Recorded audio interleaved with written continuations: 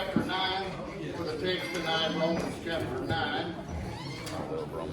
The message went a little sideways on me this afternoon, but that's all right. It's still Bible, but we will still get to the point at the end of the message. Romans chapter 9. Romans chapter 9. Glad to be saved. Amen. Glad our young people can express themselves. Amen. And shout a little bit. We don't ever want to do anything rehearsed and anything that's we want it to be spontaneous. And I read in the scripture where it says, rejoice with those that rejoice and weep with those that weep. Yeah. And boy, that's a good song that they sing. Boy, that is a good song. And man, it's got God on it, and I'm thankful for that. And I'm thankful for all our singers, and for all our musicians, and oh my goodness, does it get on every now and then around here. People don't know quite what to do with it when it does. Yeah, people say, well, we want God, and then people will tell me, they'll have me come and preach, and they'll say, well, we want you to preach. I'm saying, well, can you handle it when I start? Yeah, amen. Can you handle it when it gets on? Yep. The devil's been circling this place. Yeah. And he has for a while now. And if I could kick him in the teeth, I would. But I'm no match for him. But I know Jesus done defeat him. Amen. Amen. Romans chapter 9, verse number 13. Verse number 13. Is everybody there? Say amen. As it is written, Jacob have I loved, but Esau have I hated. God, thank you. Bless this message. In Jesus' name. Amen. To understand why God hated Esau, I can take and we can go, let's just turn there right now. I can take you the book of Obadiah, and I can tell you why God hated Esau. Y'all got to remember something. God, if God was here today, and God was in the flesh here today, he would be condemned by our court for hate crime. God does hate. Somebody say amen. Amen. God hates. He hates people. That old adage, well, God hates the sin but loves the sinner. No, he hates the sinner too. Yeah, you're right. So let's not get on that kick. That's modern scholarship kick. Let's not do that. Obadiah, the book of Obadiah. Have you got it? Yeah. It's right after Amos and right before Jonah. It's the smallest book of the Old Testament. Obadiah. I'll show you why God hated Jacob, and then we'll just all put our thank you gifts on after this, and we can try to figure out together why God hated Esau, but why God loved Jacob. Amen. All right, so we find out in Obadiah, the book of Obadiah tells about it, and it tells about Edom. And that's, of course, that's the nation, red-brown, that's the nation that Esau, that's what Edom is. It comes from Esau, okay? That's the nation that comes out of Esau. And so in verse number 10, just to kind of shorten it up a little bit, it said, for the violence against thy brother Jacob shame shall cover thee, and thou shalt be cut off forever. How many of you have read the Old Testament passage concerning Edom about what God's going to do to Edom in the New Testament, in the second coming when he comes back? It's not good, friend. Edom's in trouble. Amen. That's, what is that? What is that, the Golan Heights? Edom is in trouble, friend, because God's mad at him. And God hates Esau. Let me show you another. Look in verse 11. In the day that thou stoodest on the other side, in the day that the strangers carried away captive his forces, and foreigners entered into the gates, and cast lots upon Jerusalem, even thou wast as one of them. He said, Jerusalem was being bombarded, the enemy was coming in, and you stood by and did nothing. If you didn't do anything about it, you're just as guilty. Go ahead. If you didn't do anything about it, you're just as guilty. Yeah. That's good proof. That's point number 2. Look at verse 12. But thou shouldest not have looked on the day of thy brother in the day that he become a stranger, neither should thou have rejoiced over the children of Judah in the day of their destruction, neither shouldest thou have spoken proudly in the day of distress. They joyed over the death of innocent people. Jacob, Esau's brother, Jacob, Israel, was being destroyed and carried away captive, and they rejoiced over sin. And you see, way back when Jacob and Esau, when they was first born, they was twins. Remember? And Esau was first, and Jacob grabbed hold of his heel, and God said, Jacob I love, Esau I hate. You know why? Because God sees the end from the beginning. God declares a thing way before it ever happened. He knew what Edom would become. And look in verse, what did we get, 12? Look at verse 13. Thou shouldest not have entered into the gate of my people in the day of their calamity. Yea, thou shouldest not have looked on their affliction in the day of their calamity, nor have laid hands on their substance in the day of their calamity. He says, look, this is a day, and y'all come in and looted. You come in and took their stuff. You took advantage of them being down, and you kicked them in the teeth by taking their stuff. Are y'all starting to see what God had to do? And then verse 14. Neither shouldest thou have stood in the crossway to cut off those of his that did escape. Neither shouldest thou have delivered up those of his that did remain in the day of distress. They cut the crossroads off where the remnant of them was going around, and there's a little narrow passage, and they cut that off. And then they took those that were captive, caught them, run them down, and then brought them to their demise.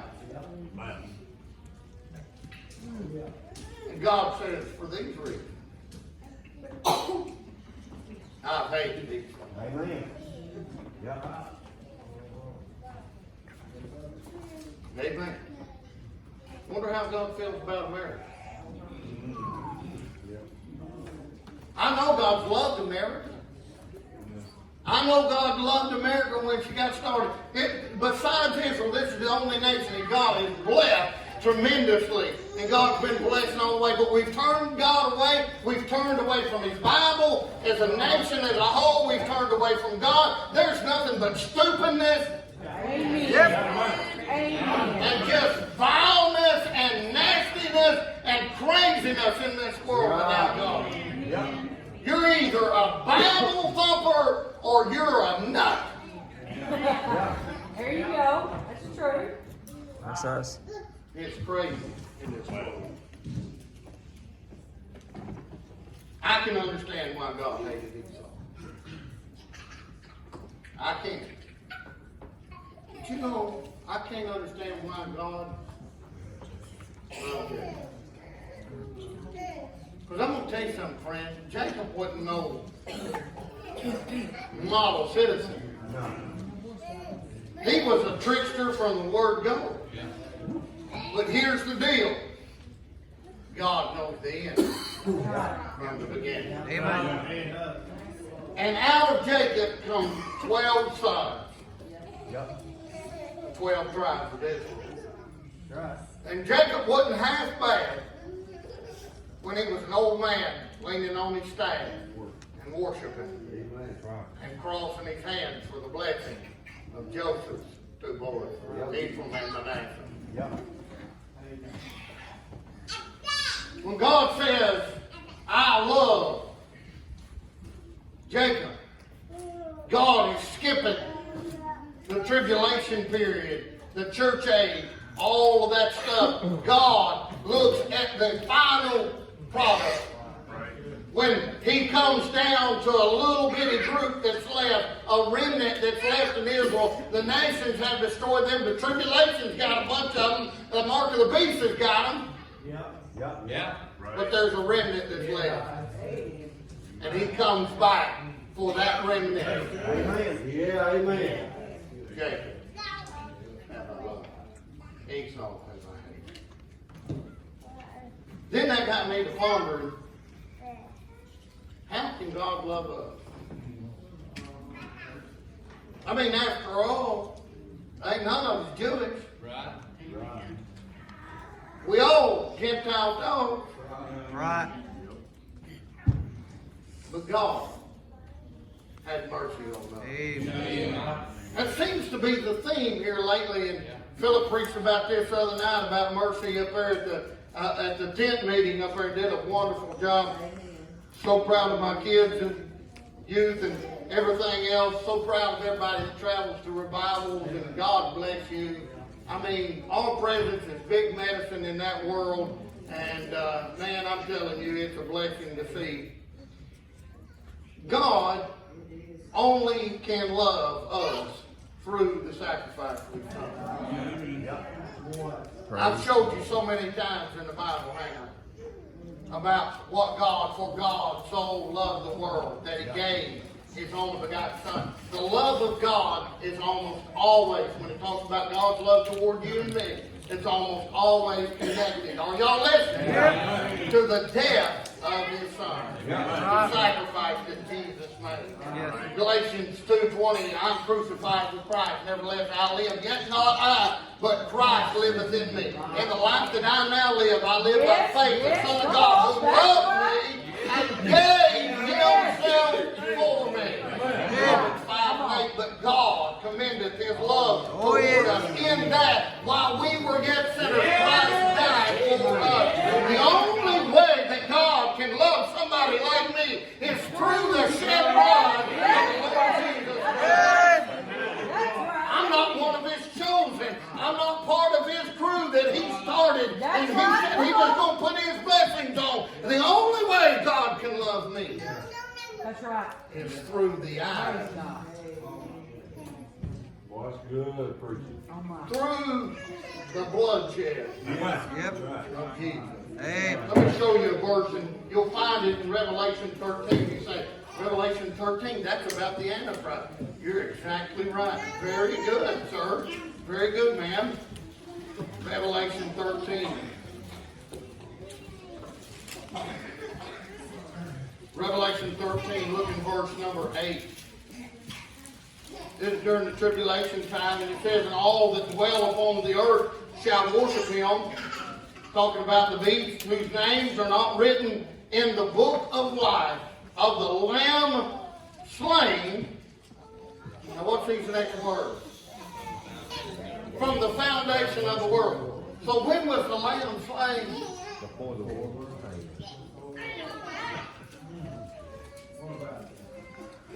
The only way that God could love Charlie Heiser is because before he ever made man. That's good preaching. Yeah, amen. This is how I figured it went down. This is how I figured it went down. Avery, come here, son. Can you put this kid off here and come here? Now, y'all know I love Avery. I love all my kids. I would have got Micah to use this, but she's pregnant. She bounces. Before God created man, before God made the universe, God said, we're going to make man, but they're going to rebel. And you've got to die. And the Son said, okay. Could you imagine what took place before the foundation of the world? Man.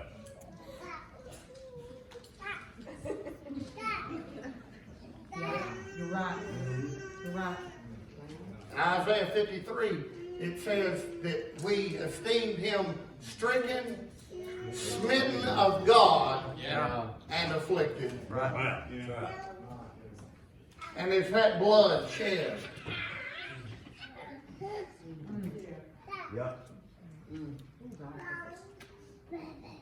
So the only reason God can love a sinner like you is he's got blood in his eyes.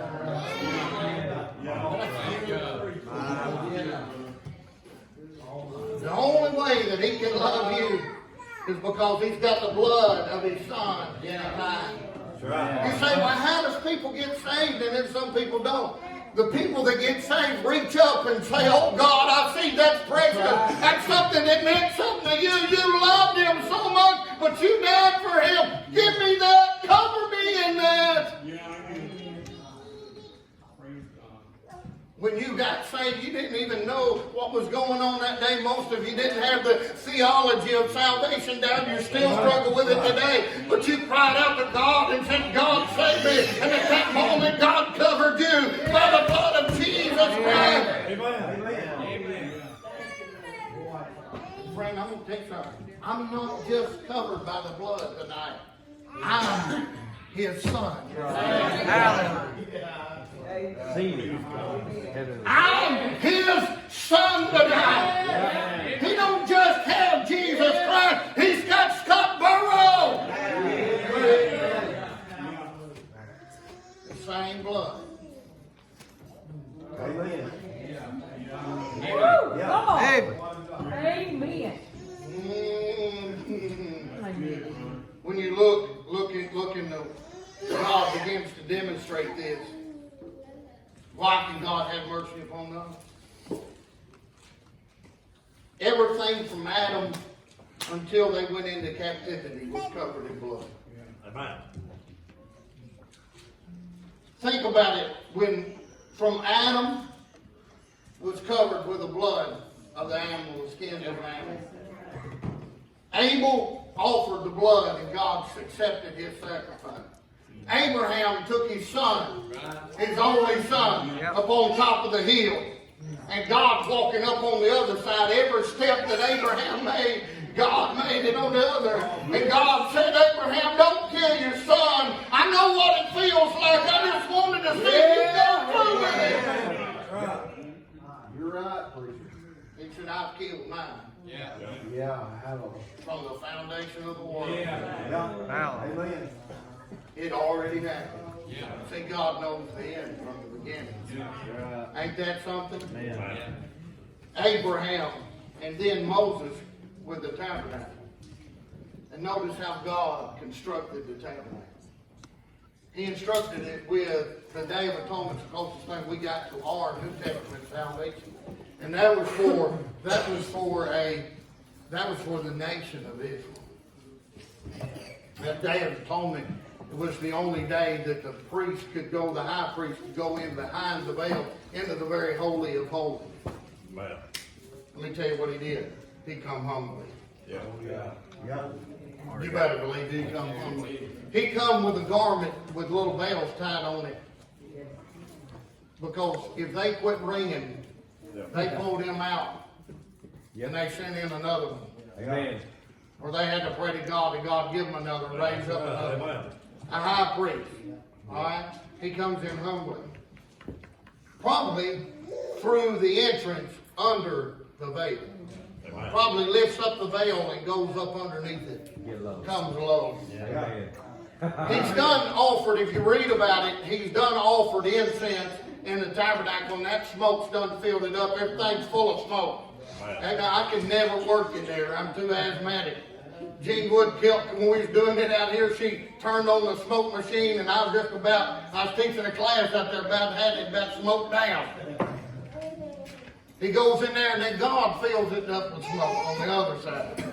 He comes humbly, but he does not come without blood. You see, if he don't have blood, he's not going to make it. And the nation's sins will not be moved forward. They will not be rolled forward. They will not be covered. So he comes in with blood. He comes humbly. And he comes up to that mercy seat. And then the number 7. I was telling Bubby, I said, Bubby was on the way to the church tonight, and he was counting by 10. 10, 20, 30, 40. And I said, you know how God counts? And he said, no. How does he count? I said, God counts by 7. God counts by 7. Read your Bible. You can figure that out. And then he comes in and starts 7 times with the blood. And it's sprinkled over the mercy seat. Everywhere he touches, 7 times the blood. And God looks. He dwells above the cherubs in the mercy seat. And he looks down and sees the blood. Amen.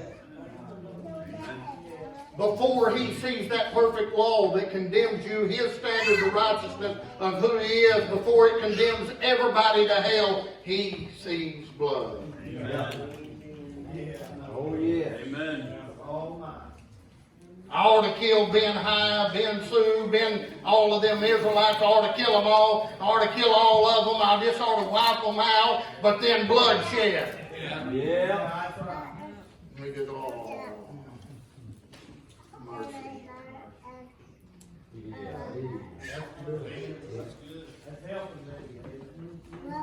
Whoa. How can God love somebody like us? He comes with blood. He didn't come without blood. God said, Jacob, I have loved. Esau, I have hated.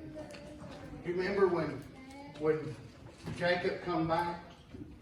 God gave something physical and something spiritual at the same time when he started the nation of Israel. He said, I'm going to give y'all a birthright. And it's going to have physical blessings and it's going to have spiritual blessings. Okay? And whoever gets this, the firstborn gets it, and it's a treasure to have. Guess what happens? Esau goes out hunting. And he comes back in and he's hungry. And Jacob's done got a bowl of pottage. He got both beans going on. He got a cook boy, they smelling good. He put some of that Cajun seasoning off in there, some of that Houdat seasoning, some Tony Chachere's or something off in there, boy, it's smelling good. And then Jacob comes in, Esau comes in, and he says, I sure do want a bowl of that right there. That soup you got there, that stew. That stew, I want a bowl of that stew. And Jacob said, well, you can't have it. It's going to cost you, big boy. You want a bowl of this stew. Because Jacob's 100% Jew. Yeah. Yeah. They're the only people in the world you can drop them off in the desert with a quarter in their pocket. They'll have a whole shopping center built by Yeah, that's noon. right. Yeah. That's right. God bless. He said, it'll cost you something. And Jacob and Esau said, what do you want? He said, I want your birthright. Right. He said, I want the right of the firstborn. I was born second, you was born first, I want the right of first. And Esau said, what is it? What do I care?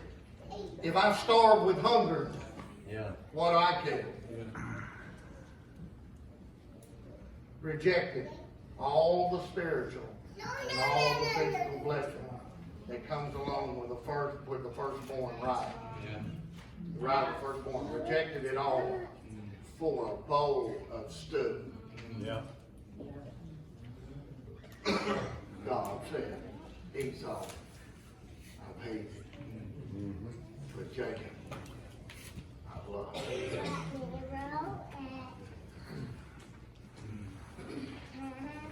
You know God loves you now? Y'all notice that it's past tense when it's written? For God so loved the world. Yeah. He so loved the world means there was a sacrifice way back then. God so loved the world that he gave his only begotten Son, that whosoever believeth in him, that makes it present tense, whom whosoever put their faith and trust in him shall have what? Everlasting life.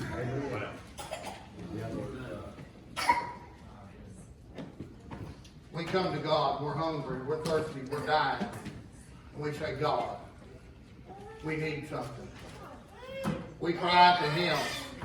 We've heard the preaching. We realize we're sinners. We realize we're distraught. We realize we need something.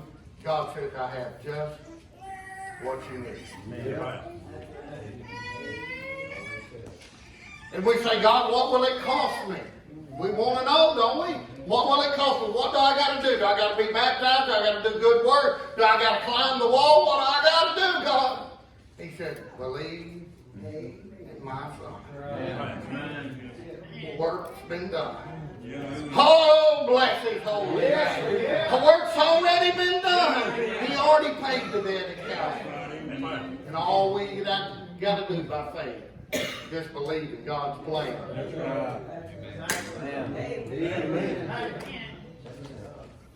Don't ever get to thinking you're somebody in this world. You ain't nobody. The only reason God loves you is because of the death of His Son. And He was able to look through the red blood and see you and have compassion on you because of His Son. That's why I'm reminded of a verse in Psalm 23. The Lord is my shepherd, I shall not want.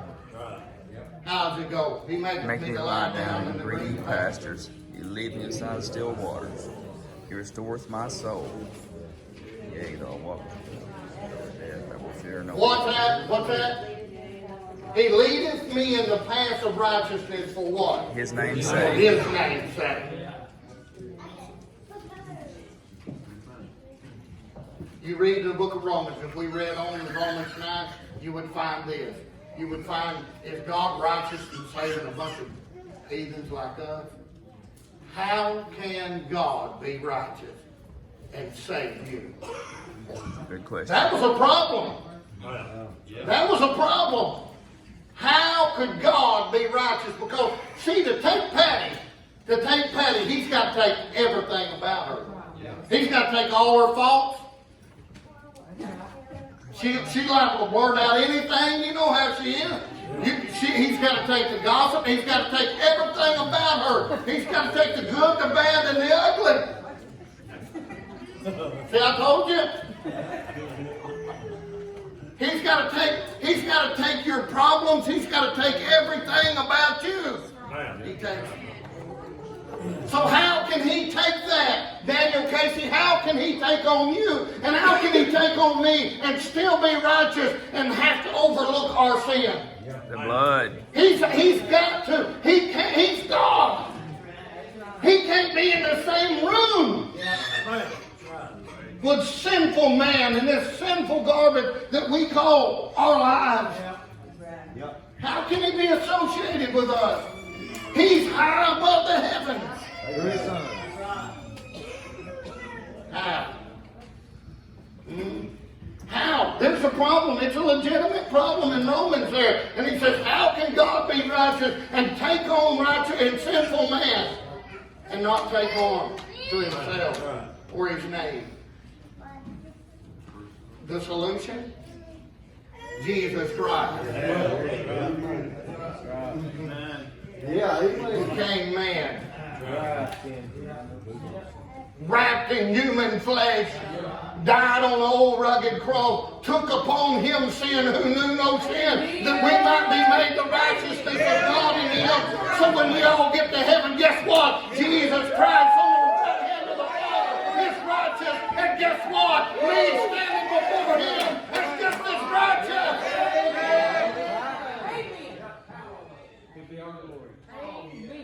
Hallelujah. Friend, y'all see why I get excited about it? People get born again. They don't even know what they're getting.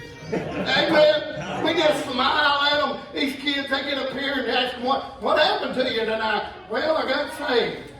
And they're like, you know, really, I mean, I'm glad there's a birthday song, but it really ain't no big deal. Y'all are all acting like this is a big thing. Fast forward to when you stand before Him, you realize what a big thing it is.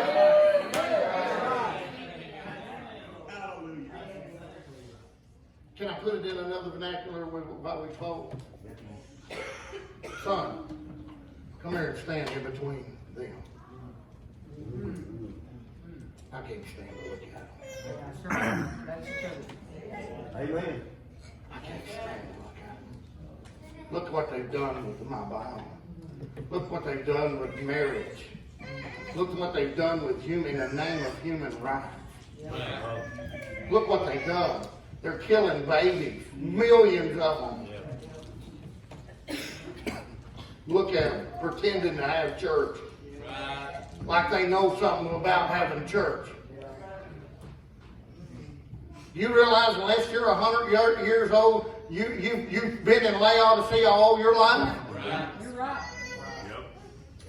So we've got a generation here that's been raised in Laodicea all of their life. And you want to be the professor on telling us how we ought to have church? Lukewarm. And you won't look back in history and find out how they had it? Amen. Yep. You look sideways when somebody jumps up and goes, woo!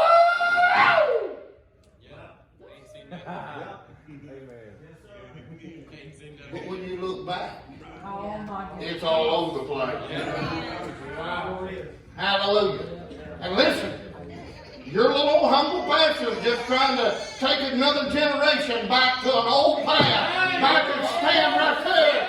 Stand in the way and see and ask for the old path, which is the good way, and walk therein. Done took a generation back there once, and Israel said, we will not walk therein.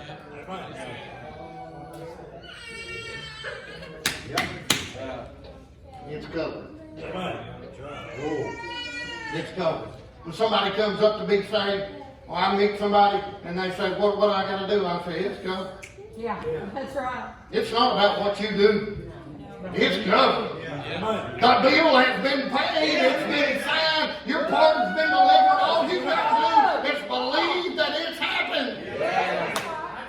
Amen. Well, I'm just Amen. rejoicing. I'm glad. I'm glad. Because there's some hard thing.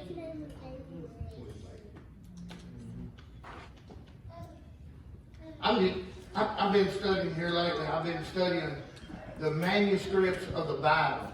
And I've been studying the Bible route and what all it's been through in its time. And friend, I just want to go on record and say tonight, thank God. We got a Bible. Hallelujah. Thank God. We got a Bible. And it wasn't until the 1600s that God brought the thing through the dark ages and it showed back up. And God said, write her down, write her down. That's it, the perfect word of God. Amen. Hey, hallelujah. Thank God we got a Bible. Tell us what to do. You know something else? Before I climb, bad as you. Go ahead. I've landed this plane 3 times and took back off. Go ahead. That's called a touch and go. Yeah, amen. Boom, boom. Didn't like what was on the ground there. Yeah. Thank God we got a Bible. Thank God we got a book. It's final authority. I know people don't agree with me. I know modern day scholars are going to scoff at it. But listen, let me tell you something, friends. It's not about you being educated. And it's not about your intellect. It's about believing every word of that precious book. Hallelujah. Remember when you was dumb enough to do that? Huh? That's right. You remember when you was dumb enough to believe it? Do you remember, probably most of you was in church one night and you fell under conviction and you come to the altar and as the preacher said, you said, what should I do? And the preacher said, well, if you just believe on Jesus. And you was dumb enough to fall for it. Right, hook, line, and sinker. Amen. You just put your faith in Jesus like it wasn't no big deal. A dead Jew over 2,000 years ago. Yep. Huh? That's right. Boy, ain't you glad you did? Yeah. He said in Romans chapter 1. He said in Romans chapter 2. He said in Romans 1, he said they profess to be wise and they become fools. That's right. Exactly right. It's not about how smart you are, friend.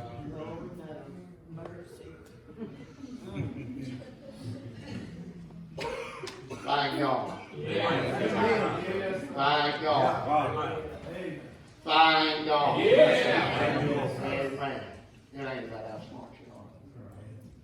It's about Him. Yeah, that's right. It's for His name's sake. Amen.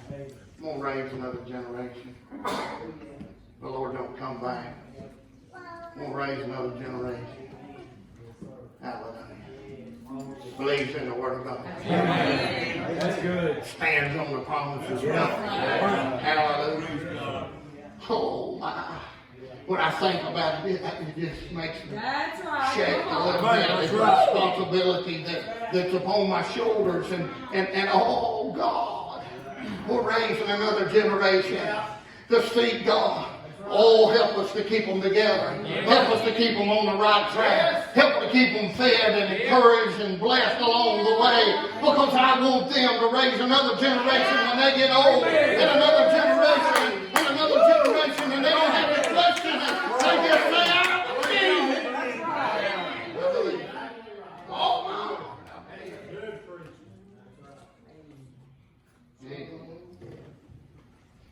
Amen. Well, I better quit. Good preaching. I've had fun though. Amen. Amen. I've had fun. Amen.